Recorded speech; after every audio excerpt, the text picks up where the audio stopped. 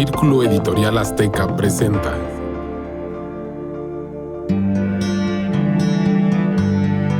Círculo de Historias.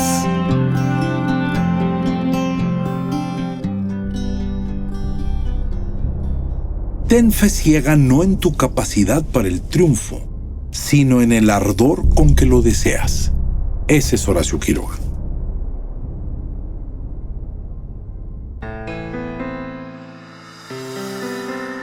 ¿Qué tal? ¿Cómo están? Es un placer y que nos acompañen en este capítulo de Círculo de Letras, el podcast de Círculo Editorial Azteca. El día de hoy siempre es agradable, inquietante, estimulante trabajar con alguien que responde a un gran título de un autor que se llama Sergio Pitol, el cual tuve el gusto de conocer y de platicar muchas tardes con él, y tiene un título que es formidable. Isaí, el escritor al cual me menciono, es el gran Isaí Moreno. Ya después hablaremos de todo lo que son sus premios y sus cosas, pero para no caer en los lugares comunes, voy a conversar con él y luego diremos poco a poco la grandeza curricular, ¿sí? Pero lo que importa siempre es las grandes personalidades que hay detrás de una letra. El título del libro de Pitol es Pasión por la trama. Y ese se me hace un gran título. Escribía yo aquí: la trama es lo que se mueve en el paisaje de la escritura, dándole vida. Fíjese, como decía Alessandro Barico, Isaí, es el encresparse del agua, tan importante que de modo impreciso le llaman mar. Es una manera muy bella de llamar a la trama. ¿Por qué hablamos de esto? Porque Isaí Moreno, que es un escritor espléndido, premiado con el Juan Rulfo, para empezar mencionaremos eso, ¿sí? Pues trabaja haciendo lo más difícil, tramas, ¿sí? Y la trama es inalcanzable. Y de eso quisiera yo empezar, maestro. El escritor siempre tiene una trama oculta, Isaí, ¿sí? ¿Qué fue lo que te ha movido en los cambios temáticos? ¿De qué manera tu cerebro se ha movido para tener tramas diferentes, con títulos diferentes, ideas diferentes? Gracias, Raúl. Ante todo, buenos días y no, es un honor, maestro, estar aquí charlando. Magnífica pregunta, porque la trama pues conlleva en el fondo pues, la esencia, digamos, de un relato, de una novela. Y también en el fondo la trama tiene ese secreto que es interconectar cosas, ¿no? Es el tejido oculto, como tú hablas. Siempre hay algo oculto, sin duda, que quizá no es visible para el lector. Y a veces ni siquiera es visible para uno. Pero el secreto de la trama pues es interconectar cosas, ¿no? A mí me gusta usar mucho la palabra conjetura. Son palabras que la gente ha dejado de pronunciar, ¿eh? Sí, pero es una palabra hermosa porque de latín es coniactura y es conectar. Entonces uno relaciona cosas con cosas. Y creo que uno siempre en la vida cotidiana incluso, y creo que es maravilloso que en la vida cotidiana, aunque estés haciendo otras cosas, tu mente está conectando eventos, sucesos, pasado, presente, futuro, etcétera. Y eso es lo que en el fondo da lugar a después el tejido del que hablábamos, del que te mencionaba, que es como el secreto de la estructura de las historias. Y pues lo que dice Pitol pues es insuperable, ¿no? Es increíblemente poderoso. En una frase todo se encuentra, ¿no? Pasión por la trama. Pero sí, lo que sí es un hecho es que un escritor, conforme va teniendo valores de la década, o sea, el valor de la década en un escritor es, creo, importantísimo, trascendente. Va cambiando no sus puntos de vista, sino su manera de observar. Hay un término utilizado mucho en la física que se llama paraleja, que es cambiar de posición para tener una visión totalmente diferente, tan solo con cambiar de posición. Creo que tú, en este momento, escribiendo tu última novela, diste un cambio de posición para entrar en un punto de vista totalmente diferente a lo que habías escrito anteriormente, ¿no? Estás en eso, pues. Sí, completamente de acuerdo. Cuando tú haces estos cambios, estos ajustes, vamos a llamarle de cámara, ¿no? Paralajes o algo así, lo que tú estás haciendo es tratar de ver eso mismo que son tus objetivos escriturales, eso mismo que siguen siendo tus temas, porque los temas siempre son de algún modo los mismos, pero efectivamente desde un ángulo distinto en cada caso. Si consigues esto, pues hay riqueza en tu creación, tú mismo progresas como creador. Y creo que, bueno, estos ajustes de cámara, estos cambios de ángulo, pues en mi caso particular me han permitido seguir explorando mis temas, pero de algún modo, aunque uno está escribiendo siempre, podríamos decir que el mismo libro, no parece ser el mismo libro. Sí, porque de repente eso es lo que si el autor busca, jamás lo va a encontrar. Son esas cosas, son esas coincidencias que uno tiene que de repente acaba uno narrando los hilos, no, vamos a llamarle no existentes en la realidad, pero sí existentes en la vida, pues. Y eso es interesantísimo. Bueno, y ya que nos reúne la vida en este encuentro, Isaí, nos reúne por un pretexto de un ser verdaderamente que yo considero abracadabrante, maestro, y no lo digo de manera peyorativa.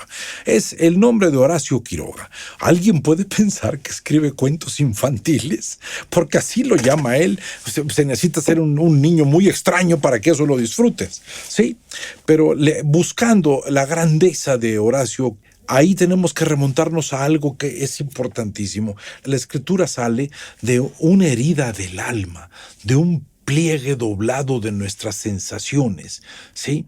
Leer a Horacio Quiroga, la relectura que hice de él en estos días, creo que estábamos ante un ser que fue capaz de poder sacar de un tormento algo digno de ser observado. Yo creo que Horacio Quiroga era un hombre absolutamente impreparado para vivir, pero determinado para una especie de eternidad, porque iba a ser leído por muchas generaciones, ¿no?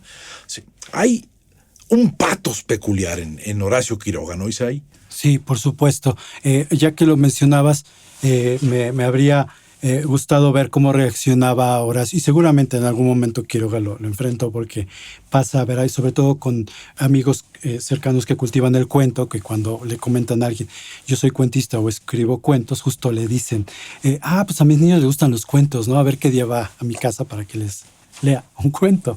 Y bueno, tú pensando en los cuentos de la selva, ¿verdad? Que bueno, él declaradamente los hizo pensando en sus hijos, pero creo que Quiroga pues se ha inscrito en más que nada en una tradición. A algunos le gustaría llamarlos malditos, qué sé yo, pero en principio creo que Quiroga, además de que sí se inserta en una tradición como es el modernismo y todo eso, es llamativo. Él está insertado en esto. Y él, sí. él mismo lo. Que por cierto, yo no entiendo cómo un país como Nicaragua pudo haber sacado a un ser tan brillante como Rubén Darío. Exacto. No lo acabo de... A no ser por el ambiente salvaje, la selva, el sentido como distinto de vivir que tenía Nicaragua en aquel tiempo, ¿no? Perdón. Claro, no, justo porque iba para allá. Es curioso cómo esta, vamos a llamarle corriente, ¿no? Digamos, no sé si sea el término adecuado, pero cómo homenajeó a los maestros. Hablando de esto que Quiroga predicaba siempre, ¿no? De tener un maestro, como en principio, tomemos a 3 ejemplos, ¿no? Digo, Amado Nervo, Rubén Darío y Quiroga. Los 3 tienen cuentos macabros, tienen cuentos que desde la mirada, de esa mirada de la corriente que buscaba un estilo, que buscaba un preciosismo, vamos a llamarle literario, y eso se nota en la escritura de estas 3 plumas. Estos pliegues de los que tú hablas, ¿verdad? Logran explorar esos pliegues, pues no sé, de eso ominoso que tiene la realidad, o eso ominoso que hay en nosotros, dentro de nosotros, y lo consiguen muy bien, por supuesto partiendo los 3 de el maestro Poe, y eso es increíble, ¿no? Porque finalmente lo que ellos hicieron pues fue una continuación de la tradición literaria, y dijo, ¿qué más se puede pedir?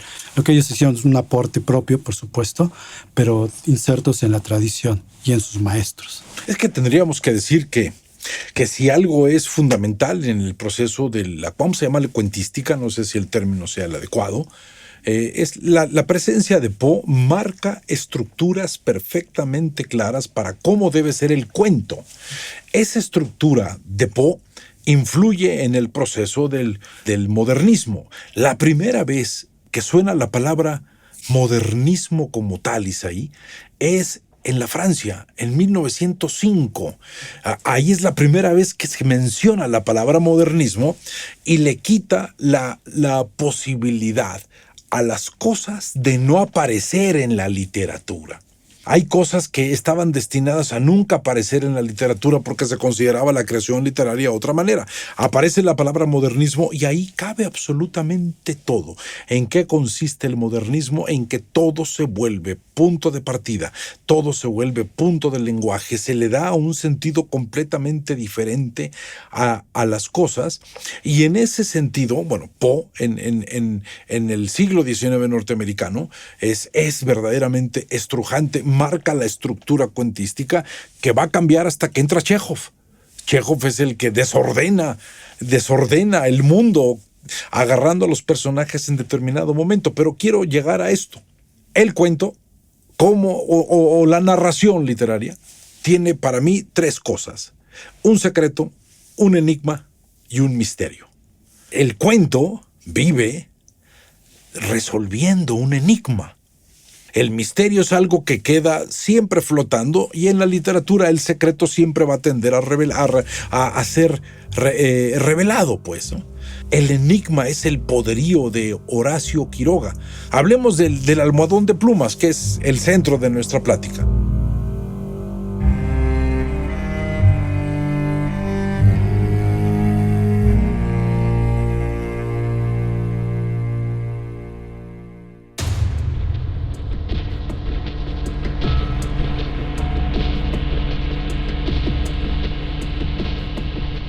Su luna de miel fue un largo escalofrío.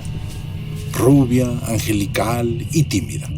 El carácter duro de su marido heló sus soñadas niñerías de novia. Ella lo quería mucho. Sin embargo, aunque a veces con un ligero estremecimiento cuando, volviendo de noche juntos por la calle, echaba una furtiva mirada a la alta estatura de Jordán, mudo desde hace una hora. Él, por su parte, la amaba profundamente, sin darlo a conocer.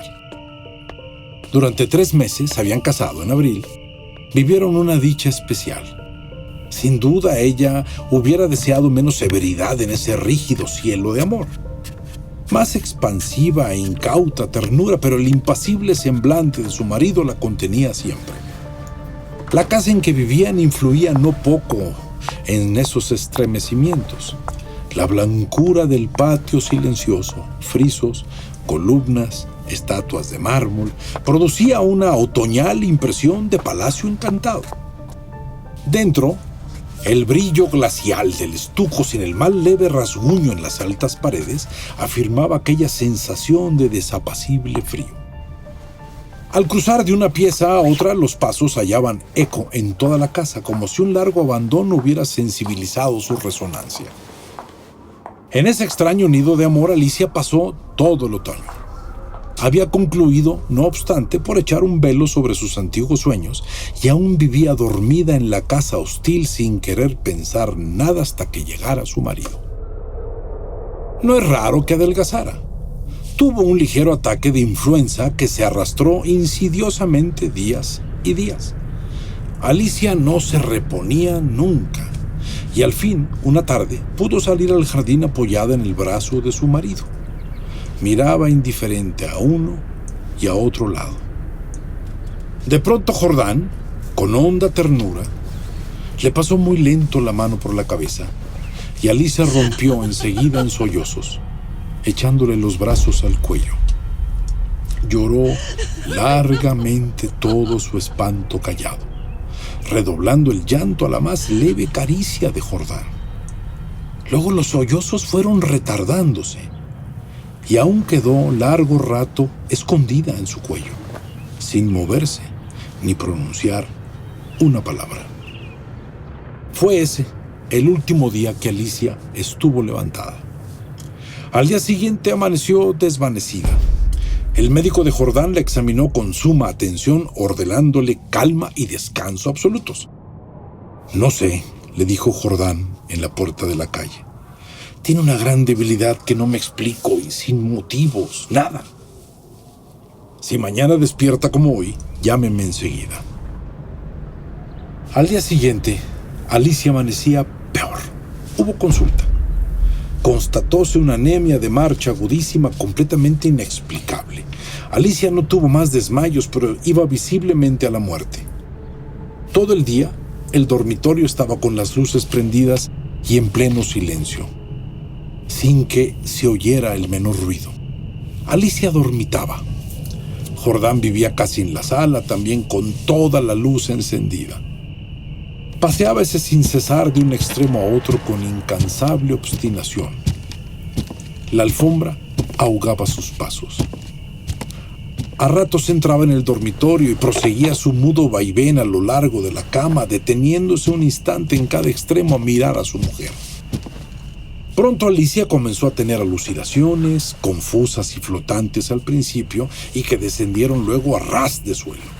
La joven, con los ojos desmesuradamente abiertos, no hacía sino mirar la alfombra, a uno y otro lado del respaldo de la cama.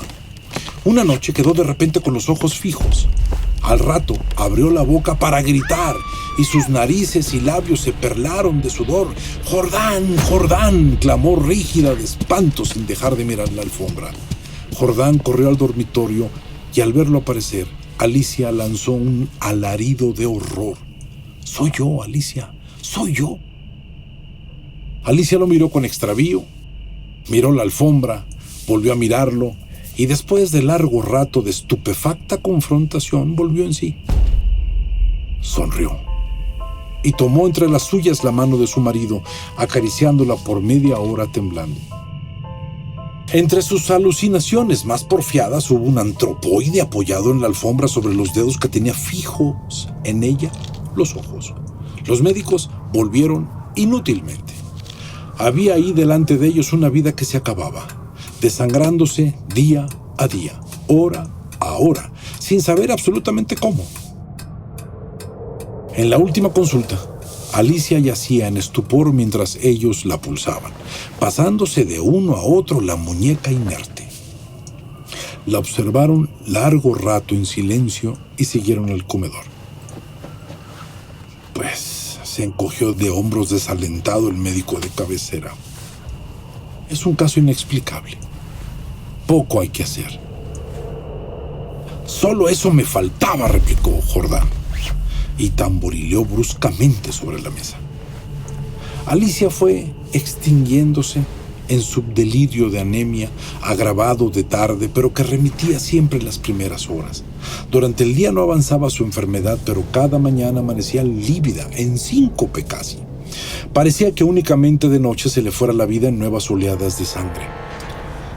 Tenía siempre al despertar la sensación de estar desplomada en la cama con 1.000.000 de kilos encima. Desde el tercer día, este hundimiento no la abandonó más. Apenas podía mover la cabeza. No quiso que le tocaran la cama ni aun que le arreglaran el almohadón. Sus terrores crepusculares avanzaban ahora en forma de monstruos que se arrastraban hasta la cama y trepaban dificultosamente por la colcha. Perdió luego el conocimiento. En los días finales, deliró sin cesar, a media voz. Las luces continuaban fúnebremente encendidas en el dormitorio y la sala. En el silencio agónico de la casa, no se oía más que el delirio monótono que salía de la cama y el sordo retumbo de los eternos pasos de Jordán. Alicia murió, por fin. La sirvienta, cuando entró después de deshacer la cama, sola ya, miró un rato extrañada el almohadón. «Señor», llamó a Jordán en voz baja, «en el almohadón hay manchas que parecen de sangre». Jordán se acercó rápidamente y se dobló sobre aquel. Efectivamente, sobre la funda, a ambos lados del hueco que había dejado la cabeza de Alicia, se veían manchitas oscuras. «Parecen picaduras», murmuró la sirvienta después de un rato de inmóvil observación. «Levántelo a la luz», dijo Jordán. La sirvienta lo levantó, pero enseguida lo dejó caer y se quedó mirando a aquel, lívida y temblando. Sin saber por qué, Jordán sintió que los cabellos se le erizaban. «¿Qué hay?», murmuró con la voz ronca. «Pesa mucho», articuló la sirvienta sin dejar de temblar. Jordán lo levantó. Pesaba extraordinariamente. Salieron con él y sobre la mesa del comedor Jordán cortó funda y envoltura de un tajo. Las plumas superiores volaron y la sirvienta dio un grito de horror con toda la boca abierta, llevándose las manos crispadas a los bandos. Sobre el fondo, entre las plumas, moviendo lentamente las patas velludas, había un animal monstruoso, una bola viviente y viscosa. Estaba tan hinchado que apenas se le pronunciaba la boca. Noche a noche, desde que Alicia había caído en cama, había aplicado sigilosamente su boca, su trompa, mejor dicho, a las sienes de aquella, chupándole la sangre. La picadura era casi imperceptible. La remoción diaria del almohadón sin duda había impedido al principio su desarrollo, pero desde que la joven no pudo moverse, la succión fue vertiginosa. En 5 días, en 5 noches, había el monstruo vaciado a Alicia. Estos parásitos de las aves, diminutos en el medio habitual, llegan a adquirir en ciertas condiciones proporciones enormes. La sangre humana parece serles particularmente favorable y no es raro hallarlos en los almohadones de plumas.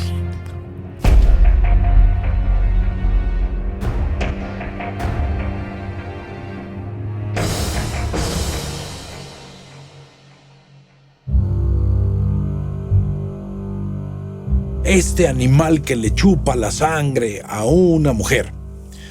Que, maestro, si tú agarras y ves la pintura de Julio Ruelas, en los dibujos de Julio Ruelas, este gran mexicano olvidado que es grandioso, hay una pintura de un ser humano con un monstruo colocado en su cabeza que le está picando la cabeza y que al fin de cuentas es el signo de la tortura de la inteligencia, lo que Gorostiza diría como inteligencia soledad en llamas, ¿sí? Es este plano.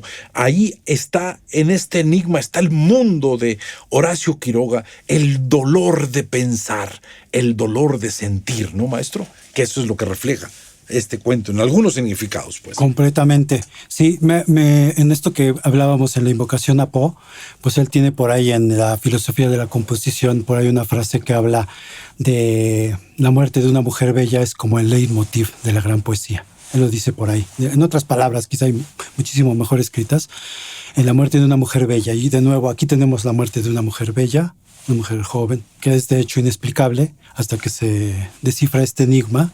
Son 3 niveles que tú mencionas que son interesantísimos. Estos 3 niveles que en algún momento es Rapound también cita un poco, ¿no? Para la poesía y para la narrativa, ¿no? Hombre fuertemente atacado que yo creo que es injusto, maestro. Pero bueno, ese será motivo Tenía de otra sus plática. Convicciones.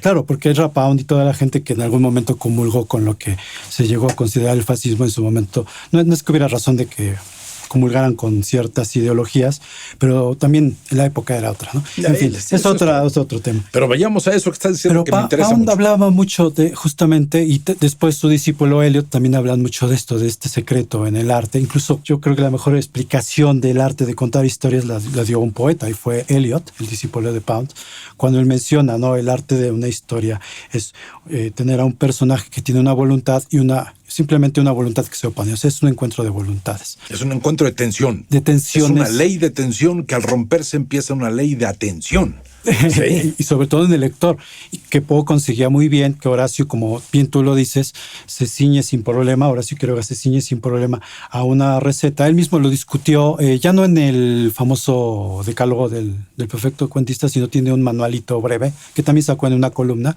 se llama el manual del perfecto cuentista, y justo hace un poco esa discusión de para qué le buscamos estructura al cuento y novedades, la digresión. Él habla mucho de esto, de la digresión y de la retórica del cuento, del daño que le puede hacer la retórica al cuento. Y justo dice eso, si hay una fórmula creada, ¿para qué te sales de ella? Ponte a escribir, ¿no? Y creo que él se ciñe sin problema a esa fórmula, donde pues siempre tienes como ese as bajo la manga en una tensión acumulativa, ¿no? Que es una de las recetas de Poe, ¿no? Y generando la atmósfera con una tensión acumulativa, y de pronto pues viene el famoso golpe fulminante. Claro. Y entonces pues es lo que él consigue. Él decía en su manual del perfecto cuentista un poco eso. Termina con frases breves y contundentes, y así, bueno, termina el almohadón de plumas, ¿no? Una obra portentosísima. En muchos sentidos, digo, también yo en mi relectura vi cosas que no vi ahora sí que en mi temprana juventud en cuanto al estilo. Yo dije, no, esto sí es una cuestión de que ¿Puedo preguntar qué cosas? Sí, por supuesto. Pues esto que le llamaban el le mot juste, la palabra precisa. Uf, parece que, digo, es que él tuvo su época de poeta al inicio, ¿verdad? Y por ahí dejó algunas cosas. Horacio Quiroga, pero parece que estás leyendo un poeta al principio, sobre todo de este relato. Estás leyendo una perfección en las frases, en la extensión de las frases, y bueno, ese virtuosismo que también va dando con lo demás. Eso es una característica poco común, Isaí. Octavio Paz decía de Alfonso Reyes que era el único mexicano que conocía que al escribir prosa parecía que estaba diciendo poesía, de lo perfectamente escrito. Y otro ser humano que se ganó esa gran gloria, que tenían un tono totalmente distinto a esta parte oscura, patética, aterrorizada por el mundo de Horacio Quiroga, buscando absolutamente el caos y lo destructivo, que eran un ser muy luminoso, como Boris Pasternak con el doctor Zhivago, Claro. ¿sí? Que Isaías Berlin decía, ese es el gran poeta, aunque no haya escrito solamente prosa, todo suena a poesía. La diferencia es de esto que dices, de la palabra justa, es la parte, voy a llamarla, y espero no molestarte o lastimar, hay una parte profundamente enferma, hay un patos en Quiroga. ¿Sí? Hay un patos del cual ni siquiera él sabe que él es víctima. El rasgo más acusado de un carácter generalmente es invisible para quien lo padece, maestro. ¿Sí? Tú le puedes decir a una gente, usted es tal cosa, no, yo no. Pues es que es invisible. Quiroga traía un patos destructivo, un inconsciente que lo estaba llevando a aniquilar las cosas queridas. No es posible tanta coincidencia de accidentes por escopeta matando seres humanos. No es posible. 2 accidentes juntos ya te están marcando una trama, maestro, ¿sí? Y entonces, en ese mundo poético, como tú llamas, de una manera muy generosa y muy sabia, hay este talento unido a una parte enferma, oscura, que es lo que mueve todo este cuento. Sí, completamente de acuerdo. De algún modo su literatura es trasunto de su vida, sin duda alguna, que también va implícito el suicidio, esta cuestión, digamos, además de que era un autor obsesivo, sin duda, ¿no? Yo creo que además era un perfeccionista. Creo que Quiroga hace un trasunto de su vida, sin quererlo, de sus lecturas también, de esos maestros atormentados como Poe. Baudelaire está sin duda ahí. Tiene uno de sus relatos es justamente Maestro, un sepulturero. lee un libro de inhala Roberto cloro. Calasso que se llama Le Folie Baudelaire, para que entiendas la grandiosidad de ese modernismo del cual derivan todos estos. Por supuesto, ¿Sí? por supuesto. Digo entiendas no porque yo lo diga de manera pedante, no, sino porque uno lee y entiende. Claro, sí, pero da gusto cuando dialogamos de esta manera porque, bueno, fíjate, él está en París un tiempo. Digo, obviamente lee a Baudelaire. Pues sí. Donde sea que lo lee. Imposible no acercarse. Y no a puede él. no hacerle también un homenaje, digamos, en el sentido de hacer un cuento que se llama El infierno artificial, que obviamente es una cuestión de los paraísos artificiales, donde hay un sepulturero que inhala formol, inhala pues estos elementos para disecar los cadáveres. Y pues de pronto empieza a tener como una visión ahí rara donde habla con un cadáver cocainómano. O sea, de hecho, sí, es el mundo del ajenjo, de las drogas, del sentido del el encontrar otra realidad paralela para poder expresar lo que sienten ellos. Por supuesto, pero tiene un hermanazgo, pues claro está, coincido contigo con estas almas atormentadas, como son Poe, incluso Nietzsche. Nietzsche es citado por ahí en algunos de los cuentos. Y si no, ya metí la pata, pero si no es sí. Rubén Darío. Y de pronto termina diciendo, yo soy Nietzsche. O sea, una cosa alucinante. Estos seres atormentados, obviamente, Baudelaire. Y entonces, emparentado con todo lo que dices de esta cuestión de destino, yo creo que sí era una cuestión de destino. Es una cuestión, vamos a decir, de un proceso de ir cargando las locuras y los patos de personas que no conociste. Nosotros no somos seres solos, somos una muchedumbre en movimiento. Traes una losa encima y a lo mejor atrás de un ataque de celos tuyo, Isaí, hay una tía celosa que se volvía loca por algo. Atrás de un ataque de paranoia hay un tipo que fue encerrado en un cuarto, un bisabuelo tuyo que lo encerraron porque tenía ataques salvajes, y todo eso se va regalando generosamente a través de todo el mundo del entorno, de una epigenética, como le llaman ahora. Pero y que bueno, que solo un artista como ellos, bueno, y como Quiroga, sí, logran transformar en belleza. Pese a todo esto macabro, hay una belleza de un nivel excelso que viene del dolor, que viene de los suicidios, que viene de los accidentes. Digo, él también mató sin querer a su amigo al que preparaba para un duelo. Maestro, ya no me digas que fue sin querer. Era un matadero de esa familia tremendo, Isaí. Sí, no, pero él era padrino de uno de sus amigos que iba a dar el duelo. Y además era curioso porque era como un padrino de un duelo. La gente no debe pensar que era padrino de una bautiza. Padrino de un duelo. Entonces limpiaba la pistola de este amigo Fernando, algo así, un periodista y literato, que se iba a batir en duelo con un crítico literario. Digo, eso ya no se estila ahora, ¿verdad? Pero él dijo, bueno, no me queda otra más que ser el padrino, voy a limpiar el arma, y le dispara en la boca. Por un accidente. Por un accidente. Eso fue... Por un accidente. Sí hubo peritajes, sí hubo, lo interrogaron y todo. Y sí, la policía concluyó que había sido accidente. Pero de cualquier modo, maestro, era imposible que él se zafara de eso. Ahora, es indudablemente, hay una cosa que sí yo quiero decir. La policía no pudo comprobar que es un accidente, pero recuerda que la psicopatía tiene un enorme encanto. El psicópata es un hombre sonriente, maravilloso, convence a los demás, es sereno, tranquilo. Y el psicópata te deja en quiebra, te roba, te mata, y no te das cuenta con quién estás. El psicópata es un buen conversador. Es un gran narrador. Sí. Y creo que en ese sentido la capacidad de Quiroga es narrar en esta línea donde el terror, que me gustaría que hablaras un poquito sobre el terror, que el terror se mete en los elementos ya de lo patológico, porque el terror, el miedo es filosofía, el susto es una emoción, el terror es una construcción psicológica, el pathos es un padecimiento humano, maestro. Claro. Pero en eso Quiroga está en esta línea maravillosa. Sí, y además la sabe manejar en esa frontera invisible, digamos, y delicada de lo que es lo cotidiano y de lo que es vamos a llamarle lo sobrenatural o lo ominoso, sin duda. Y lo hace con un equilibrio perfecto. Otra vez como si siguiera su propio manual del perfecto cuentista, donde habla justo de esto, de saber equilibrar lo cotidiano con lo ominoso. Pero es interesante también que en su exploración de ese terror, digo, a ver, ahorita me acordé de algo que decía Hugo Iriart, ¿no? Dice Hugo uno Iriart, de los hombres más inteligentes de este país. Y lo tenemos vivo aún. Es un hombre fuera de serie, sí, Isaí. Claro. Él menciona un poco eso, cuál es la base del horror, y él dice, el horror, te pone ejemplos para que sea más fácil de entender, ¿no? Dice, el horror está en algo que debería moverse y no se mueve. Si tú ves un muñeco ahí de pronto y no se mueve, me acuerdo cuando hay tomas de Chucky, por ejemplo, en el cine, y no se mueve, ahí está el horror, decía él, ¿no? El horror está en eso que esperamos que ocurra y no ocurre. Entonces, en un muerto, pues debería moverse y no se mueve. Y yo creo que eso lo estamos viendo de algún modo, y casi siempre, en Quiroga. Pero también estamos viendo, por ejemplo, en la gallina degollada, pues ese otro horror que viene, pues, como tú hablas, de estas honduras de la psique. Exactamente. De los desórdenes de nuestra alma, por llamarlo así, no sé, porque a lo mejor también son desórdenes del cerebro, pero... Vamos a llamarle desórdenes de la mente o del espíritu. Desórdenes del espíritu, me gusta mucho eso.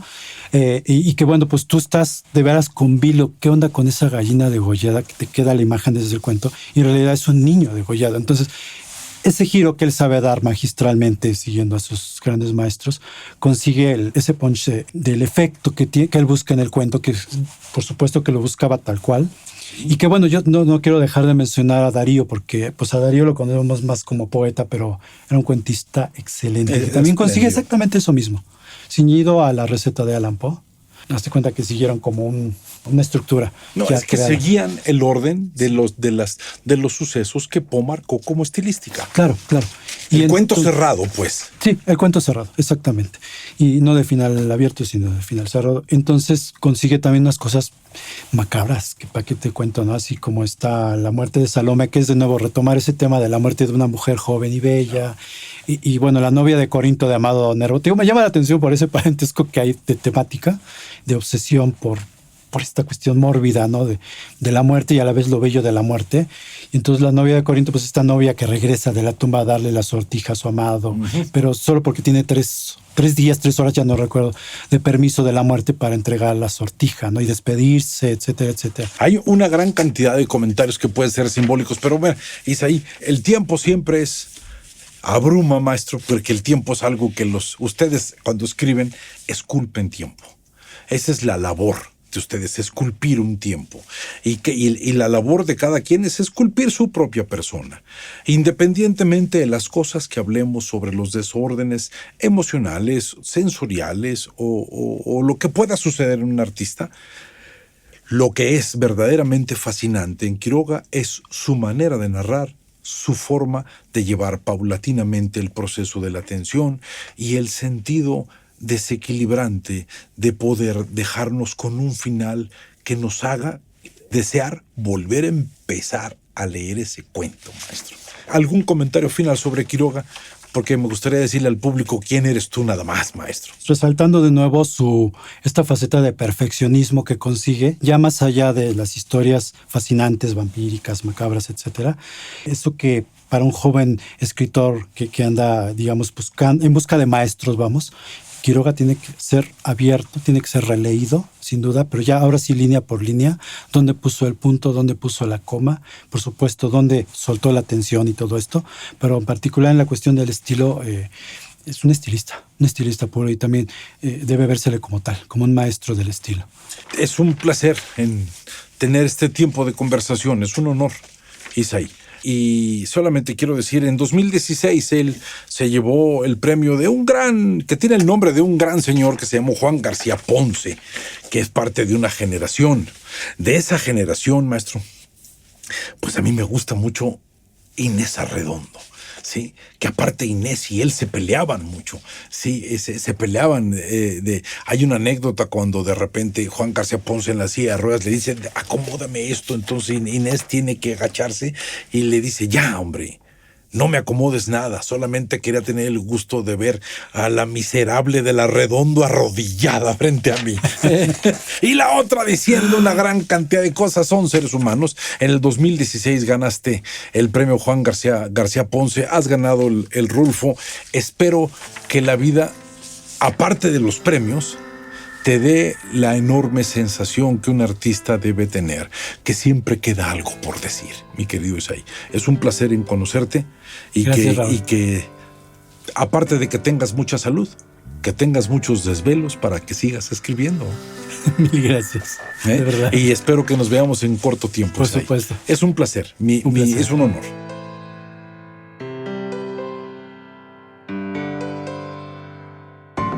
Círculo Editorial Azteca presentó